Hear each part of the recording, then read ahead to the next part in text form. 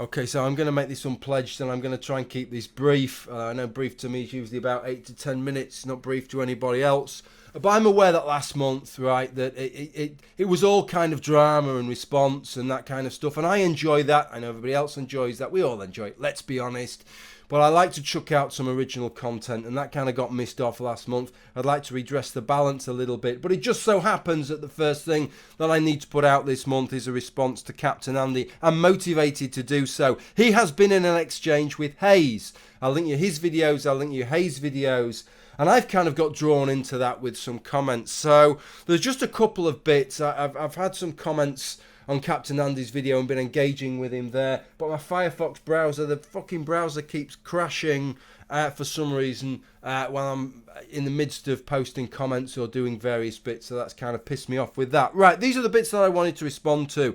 I had made a comment with regard to Amnesty International. He had cited Amnesty International because he was trying to furnish his definition of free speech as the sort of the limits of what we can talk about when we're discussing free speech, and he cited Amnesty International's definition, and I had some objections to that, and this is what Captain Andy had to say in response to that. Well, here's a video that was actually directed at Noel Plum that he fucking watched, which, as we can clearly see, has citations. Anyone would think Noel Plum is a dishonest arsehole. Noel Plum also makes the argument that Amnesty International aren't a suitable source for information on free speech. I'm sorry, Noel, if the biggest human rights organisation in the fucking world isn't a high enough authority for you when it comes to human rights. Here's a thought. If you disagree with their stance on human rights, then make a coherent argument. Don't just point out that agreement with Amnesty is not compulsory. That's just really obtuse. Sorry, Andy, but you've got to be a pretty twisted fuck, really, to take what I was saying there, which is that the definition of free speech that Amnesty International uses is a definition that serves their function as an organisation. To say that that is the equivalent to me saying that I disagree with them on human rights issues, how the fuck did you get from A to B there? Look, if you can't understand the point that I'm making, let me give you an example here. What you say is, oh, Amnesty International, I'm sure that they obviously know all about human rights, don't they? So surely their definition's good. The Crown Prosecution Service, Andy, I put it to you that they know a lot about murder because that is their business, isn't it? Prosecuting people who have murdered people. So they should know all about murder. And if anybody has a different definition to murder to them, obviously, therefore, they don't believe that people should be prosecuted for murder by your same fucking stupid logic. This is the definition the Crown Prosecution Service has for murder. Subject to 3 exceptions, the crime of murder is committed where a person of sound mind and discretion unlawfully kills any reasonable creature in being, i.e. alive and breathing through its own lungs, under the Queen's peace with intent to kill or cause grievous bodily harm. Okay, and yet if you go to the Stanford Encyclopedia of Philosophy, they say that murder is an example of a moral evil, right? So the way that they are looking at murder on a much more conceptual and meta level is very different from the very legalese kind of level that the Crown Prosecution Service is looking from. And this is the point that I was making. When you look at Amnesty International, they are interested in governments and sovereign states and them overstepping their bounds, and so that is the kind of definition of free speech that they're going to look at. And you can go back to the 1800s when people started talking about free speech and people like John Stuart Mill, but society is very different now to what it was then, Andy. You can understand then free speech is very much about being able to stand on a fucking soapbox and tell the world what it is that you believe, because in those days public spaces was owned by the government, but the world is very different now. We have things now like YouTube, which is in effect a private public space. It's privately owned, but it's just as much a public space in the way that it acts out as is your local town hall square or your local park. right? And yet it is owned by a private organisation. There's no government responsible to it, but in effect, these are international public spaces. And so who is the government in these spaces? It's YouTube, it's Facebook, it's Twitter. And so I think we have every justification in looking at these as public spaces and the organisations that are running them as the equivalent to the government. Right, and that the idea of free speech needs to expand to take account of these. And if you go, no, bollocks, our definitions have to remain the same and have to be watertight, well, fine, Andy, right? If you want to go down that line, fine. But the arguments that are being made still fucking exist, don't they? So what do you want to do? You don't want to call it free speech, fine, but the arguments don't disappear in a puff of smoke just because we're not going to use the terminology free speech. So even if you want to be very, very dictionary literal about that and say, no, definitions can't change, we have to stick with a definition that was in place 200 fucking years ago, or the definition that Amnesty International use in a very specific context, which is their sphere of involvement, right? Okay, but what are you going to use in lieu of that? Because the issues are still there. Andy, that was me defending myself on that one, but he also had this business with Hayes.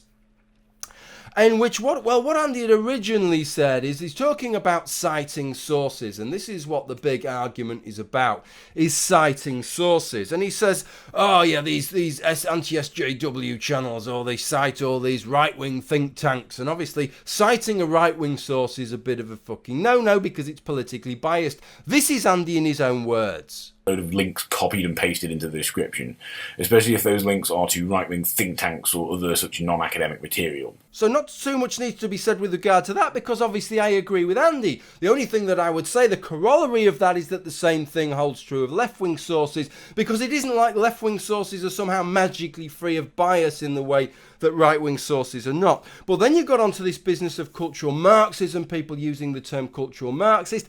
Like Hayes said in his video, I've never used that term ever.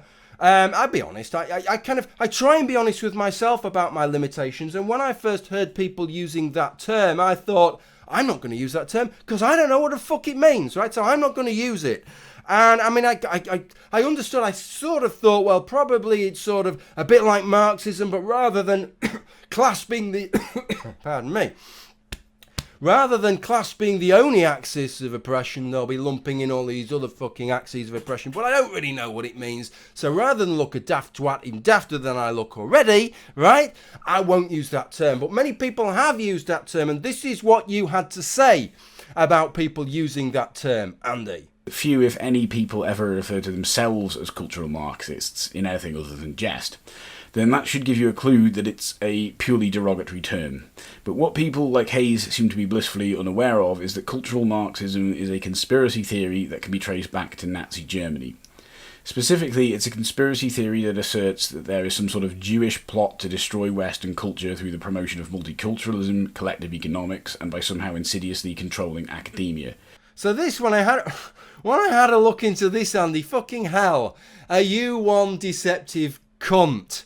I've got to say, I mean, let's leave to one side. Okay, you don't like right-wing sources, not acceptable, and yet what you cite is one single blog piece written by a left-leaning historian. But I'm just assuming now, I'm gonna read this in the most charitable way and assume you did that a little bit tongue-in-cheek. It's like, I wonder if anybody will notice what I'm doing here. But when I went and had a look at the blog, right, and I didn't do that straight away because I just took what you said at face value, Andy. Right, I did. I took what you said at face value. When you said a conspiracy theory that can be traced back to Nazi Germany, I thought, fucking hell, I didn't realise that was the origin of cultural Marxism. That the theory was being espoused in Nazi Germany, presumably by Nazis, right? Not by the fucking Women's fucking Tea Institute, otherwise what would be the point? Right, that would be a little bit deceptive. So that's what I assumed, and I'm sure that's what everybody else assumed. But when I went and read the blog, the very blog that you cited, it said nothing of the fucking such. This is the relevant piece. Breivik, that's referring to Anders Breivik, championed opposition to cultural Marxism, a right-wing based anti-Semitic concept developed primarily by William Lind, of the US-based Free Congress Foundation, but also the Lyndon LaRouche network. The idea is that a small group of Marxist Jews who formed the Frankfurt School set out to destroy Western culture through a conspiracy to promote multiculturalism and collectivist economic theories.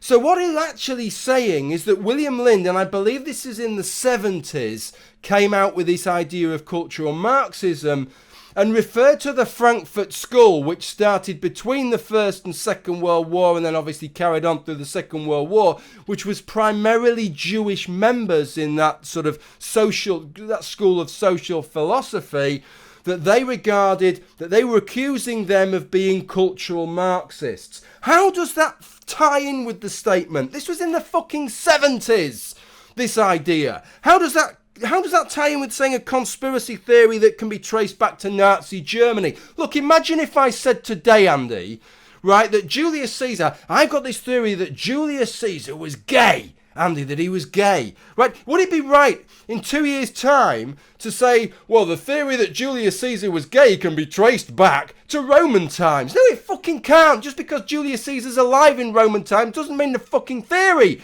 can be traced back to Roman times, you deceptive twat.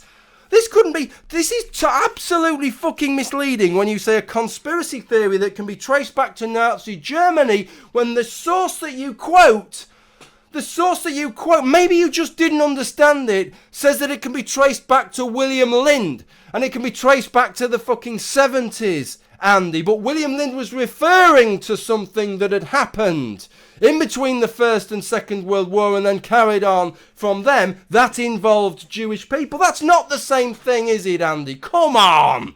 Jesus Christ, that's not the same thing. Just let's have a reply to that. Did you misread this? Because as it stands, I'm going to leave this video with your clip again of what you're saying so that everybody's refreshed in their minds. Makes it sound like when people use the term cultural Marxist, they are using a term that Nazis were using in Germany. That's what it sounds like. I'll play the clip. I'll play you out with Andy. Thank you for watching. Bye for now. But what people like Hayes seem to be blissfully unaware of is that cultural Marxism is a conspiracy theory that can be traced back to Nazi Germany. That was too good to be true, wasn't it? The video is never going to be that short. I don't want Andy to wheedle out of this by saying, well, yeah, maybe they weren't using the term cultural Marxist, but the Nazis did make these accusations against the Jews, that they were sort of secret communists and that they were using this kind of cultural communism, and those arguments were made. They never used the term cultural Marxist, though. That's the important thing. And if you want to go down the line of saying anybody who makes any kind of arguments against something that you could describe as cultural Marxism is using the same arguments as Nazis, then I've got to say, Andy, right, the same next time you want to make a fucking argument about exploitative capitalists, you have to allow me to throw the same thing back in your face as well.